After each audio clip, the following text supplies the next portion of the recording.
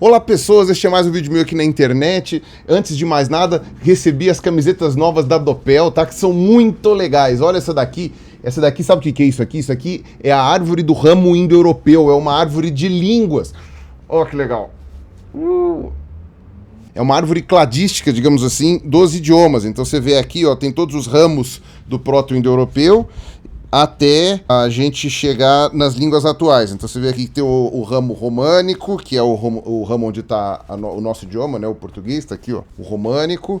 Aí você tem aqui o anatólico aqui embaixo, aqui, né? Que é aquela área da Turquia. Quase todos os da Anatólia hoje já não são mais falados, estão mortos. Aí você tem aqui o germânico, o ramo germânico, que eu acho que vai dar o inglês aqui também. O inglês, o alemão, o holandês. Aí aqui você tem o ramo eslavo, certo? Que tem russo, tem tcheco, polonês, ucraniano. E aqui você tem aí a vertente. Aí você tem o ramo iraniano aqui, o ramo indiano, né? Que tá aqui o sânscrito e todas as línguas da Índia. E você tem o grego aqui embaixo, que vai dar origem à língua grega e aquelas antigas que não são mais faladas. Que é muito interessante. Gostei muito dessa camiseta, tá à venda lá na Doppel. Aqui embaixo o link com desconto. E tem outras também que ele me mandou, que eu gostei bastante, que eu vou mostrar em breve aqui nos próximos vídeos, tá certo? Em breve a gente vai ter camisetas especiais aí do Tio Pirula e também do Blablalogia. Então, vocês aguardem aí, fiquem de olho. Lembrando que no dia 25 de fevereiro, né, agora daqui a 2-3 semanas mais ou menos, eu estarei no Teatro Gazeta, lá na Avenida Paulista, com um sujeito chamado Pirula. Lembrando que eu não vou me apresentar com muita frequência mais em São Paulo, eu vou tentar dar uma prioridade para as praças onde eu ainda não fui. Então, se você ainda não me viu em São Paulo, ou se você está com saudade, foi e quer ver de novo, não perca dia 25 de fevereiro agora, tá? Lá no Teatro Gazeta, às 4 horas da tarde, se não me engano. Ainda vou ver se o Carlos Ruas vai também. Eu também estarei em Brasília nos dias 17 e 18 de março. Então eu vou deixar aqui embaixo também o link para compra. O teatro em Brasília é bem pequenininho, então a gente vai ver se a gente coloca uma sessão extra ou no dia 17 ou no dia 18, se por um acaso vocês quiserem muito me ver lá em Brasília. A apresentação, a ciência só está certa quando concorda comigo, já que eu nunca me apresentei em Brasília, vai com a minha primeira palestra, tá? Vai ser no Teatro Brasília Shopping. Como eu não conheço quase nada em Brasília, só fui lá uma vez na vida, tá escrito aqui, Setor Comercial Norte, quadra 5, Bloco A, Asa Norte. Vou deixar aqui embaixo o link para compra também.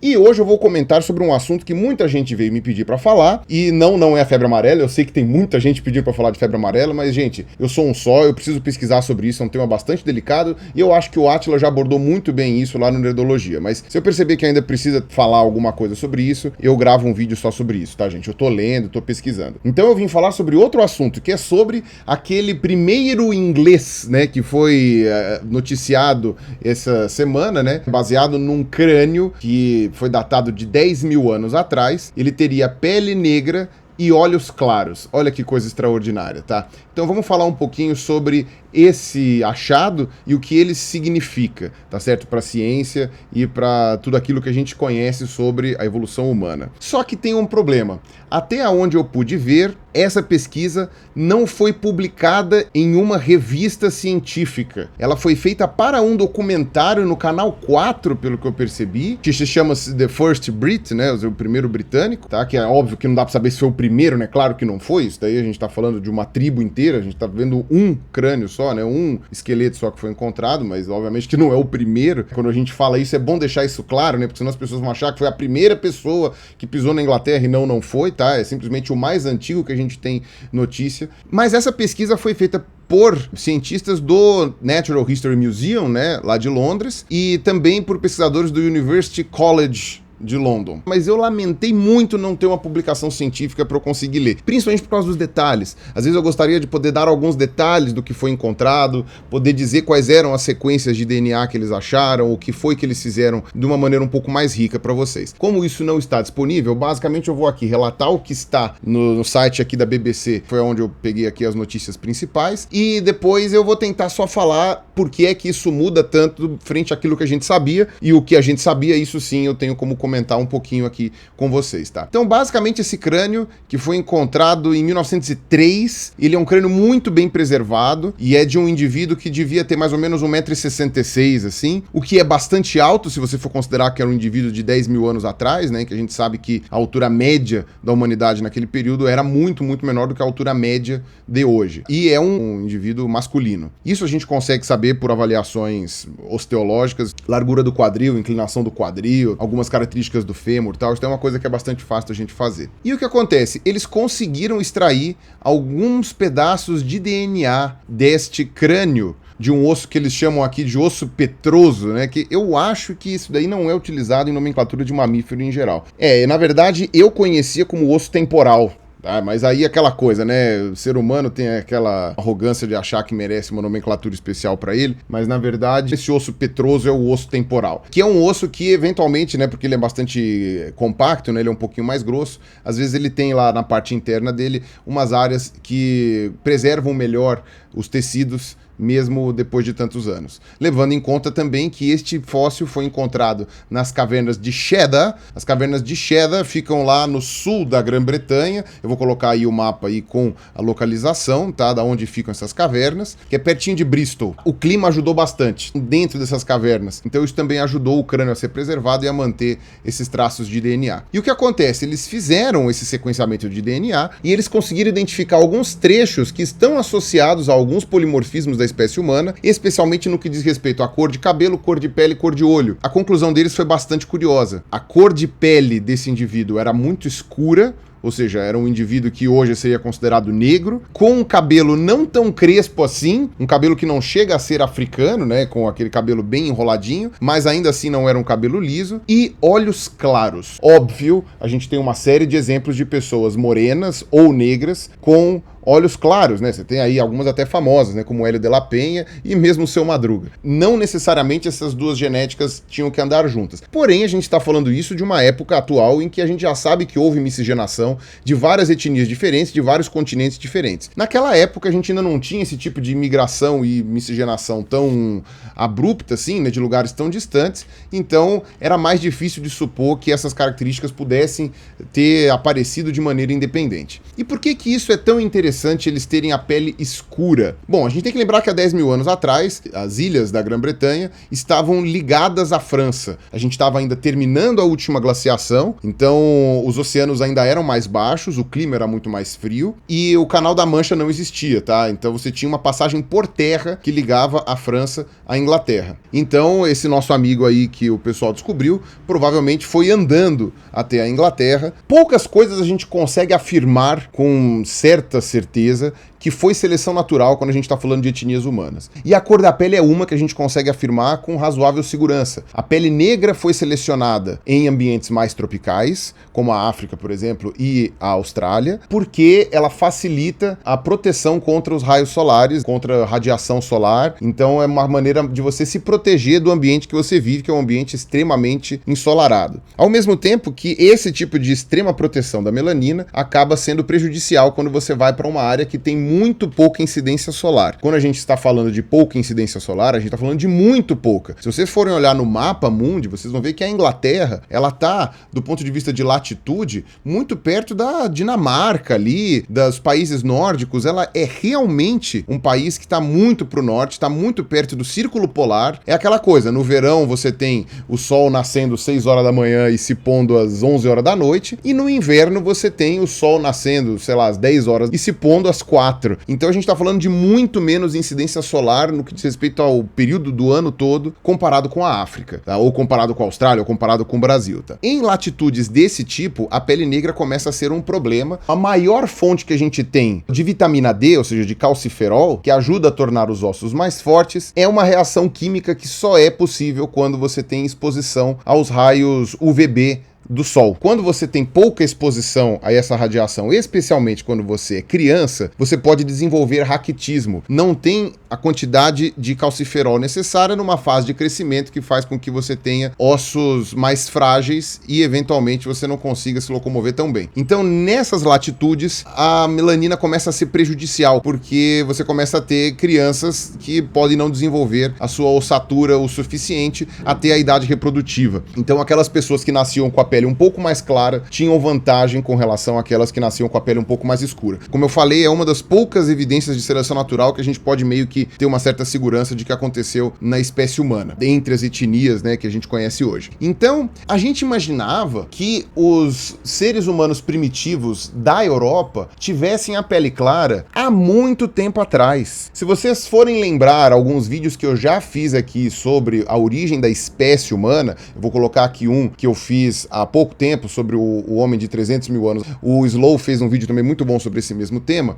Vocês vão ver que a gente acredita que a espécie humana tenha surgido entre 300 e 400 mil anos atrás na África, provavelmente ali na região da Etiópia, mas como aquele crânio foi encontrado no Marrocos, então possivelmente a espécie humana foi se espalhando pelo continente africano todo, tanto é que a maior diversidade genética que a gente tem hoje no mundo da espécie humana é dentro do continente africano, é dentro da África. As etnias africanas são mais diferentes entre si do que se você pegar um africano e um sueco, por exemplo, ou um indígena aqui da América do Sul. Você tem ali uma diversidade genética muito grande no continente africano exatamente porque teve mais tempo e porque eles se dividiram há mais tempo também entre as etnias todas que você tem ali na África. Provavelmente teve ali uma certa competição, talvez até alguma hibridização com outras espécies do gênero Homo que ainda viviam naquela época, sei lá, o Homo heidelbergensis, que provavelmente deu origem ao Homo sapiens, ou sei lá, Homo habilis, enfim, eu não lembro agora se outras ainda estavam vivas naquela época, ali na África. O mesmo Homo heidelbergensis que deu origem à espécie humana na África também andou até a Europa, provavelmente como os oceanos também eram mais baixos naquela época, o mar Mediterrâneo era mais raso, o Homo heidelbergensis não precisava dar a volta pelo Oriente Médio, ele poderia ter ido andando até a Europa, simplesmente passando por esses países que hoje estão separados pelo mar Mediterrâneo. Então, esse mesmo Homo heidelbergensis, lá na Europa, vai dar origem ao homem de Neandertal. O homem de Neandertal, muito provavelmente, tinha pele clara, tá? A gente também acho que não temos essa informação com toda certeza, mas a gente sabe que eles tinham pelos com tons de vermelho, né? Possivelmente o ruivo, que a gente conhece hoje, né? Que é muito comum na Irlanda, em alguns países lá da Escandinávia, tem origem Neandertal, apesar de que isso daí também já foi questionado por algumas pesquisas, mas é muito provável que os Neandertais fossem ruivos, então parte do pressuposto que eles teriam pele clara. E como houve hibridização, que a gente sabe hoje que ela aconteceu entre o Homo sapiens mesmo, saído da África, e o Neandertal surgido na Europa, então poderia ser que essa hibridização teria facilitado o branqueamento da pele dos europeus e a sobrevivência, obviamente, né, os mais aptos seriam aqueles com a pele mais clara, tá, como a gente estava falando. Só que um indivíduo de pele escura na Inglaterra 10 mil anos atrás é uma coisa muito assustadora. Por quê? Eu não dei aí uma noção tão grande de idades para vocês, tá? Eu dei a origem da espécie humana 300 mil anos atrás, entre 400 e 300, mas se você for olhar, é dado como ponto de extinção do Neandertal 45 mil anos atrás. Talvez algum antropólogo aí vá me xingar dizendo que é menos, que é mais, mas é que assim, a gente tem um princípio em paleontologia, pelo menos, de que se você encontra uma evidência X em determinada data, você tem que chutar a origem disso então mais para trás, porque você dificilmente vai encontrar o primeiro, né? Então, possivelmente, o primeiro contato da espécie Homo sapiens com o homem de Neandertal se deu entre 70 e 80 mil anos atrás. E o Neandertal é considerado extinto lá por 45, 40 mil anos atrás. Vai, se você quiser ser muito bonzinho e achar que até 35 mil anos atrás ainda tinha Neandertal, há 10 mil anos atrás com certeza não tinha mais Neandertal na Europa.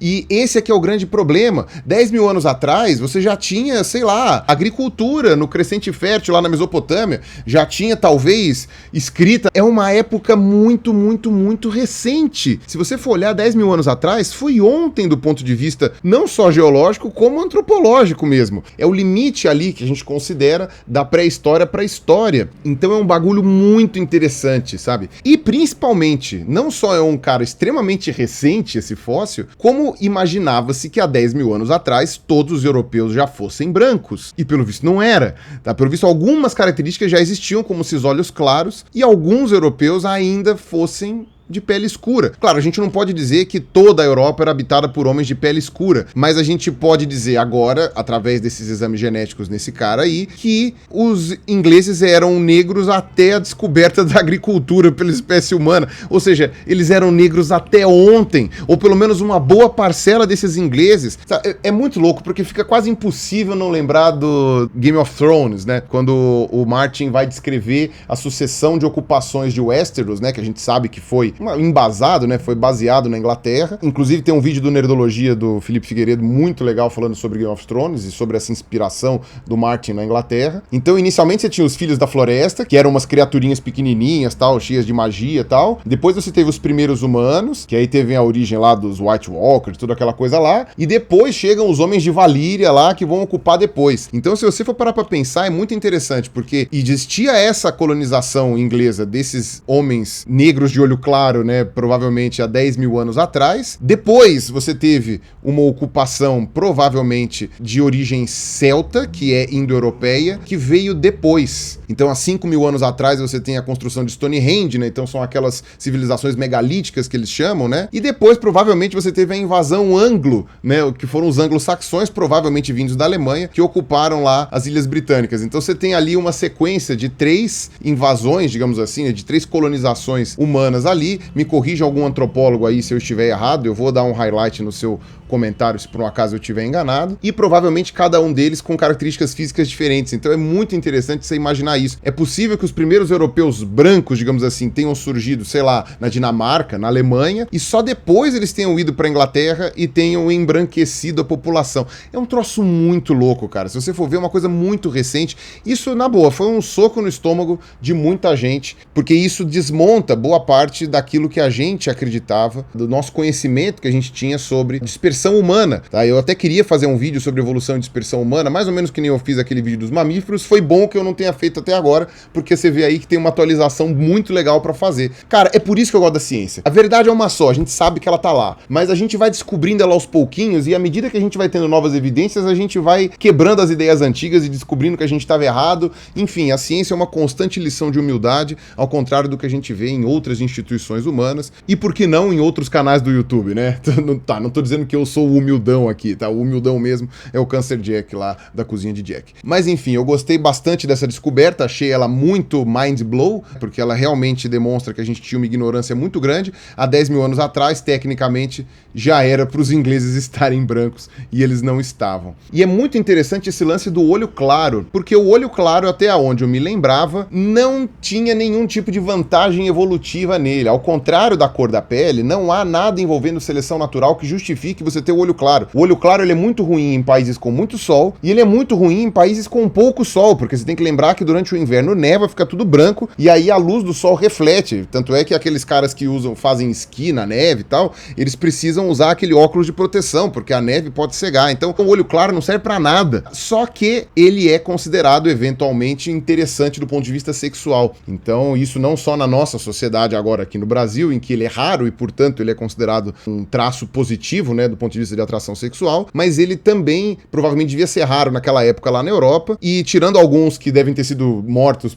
que acharam que estava possuído por algum demônio, possivelmente algumas pessoas que nasceram com olho claro tiveram alguma vantagem ali social. Essa vantagem social poderia ser ou porque conseguia encontrar mais parceiros sexuais, tanto homem quanto mulher, e também porque talvez fosse alçado a categoria de líder, sei lá, ele nasceu com olho claro, é o olho de Deus, é o olho da divindade, é o olho de sei lá o quê, e vamos colocar ele lá para tomar as decisões, enfim, e dar as nossas filhas para se reproduzir com ele, ou dar os nossos filhos para terem filhos com ela, enfim. Então é possível que o olho claro tenha sido selecionado socialmente, porque do ponto de vista de sobrevivência ele não serve pra nada. Muito pelo contrário, ele é um problema, ele atrapalha ao invés de ajudar. E aí eu teria que ler sobre outras coisas que a gente tem conhecimento desses povos aí da caverna de Cheddar. Aparentemente eles tinham rituais funerários, porque várias cavernas lá apresentam um monte de esqueletos. Esse cara aí que eles conseguiram fazer o sequenciamento estava sozinho na caverna, então o pessoal acredita que ele tenha caído lá por acidente, porque também não há nenhum traço ritual ali envolvendo ele, mas outros esqueletos que foram encontrados em cavernas próximas têm traços de rituais, então provavelmente aquilo lá fosse realmente uma tradição de enterros coletivos, né? E esse cara não não tinha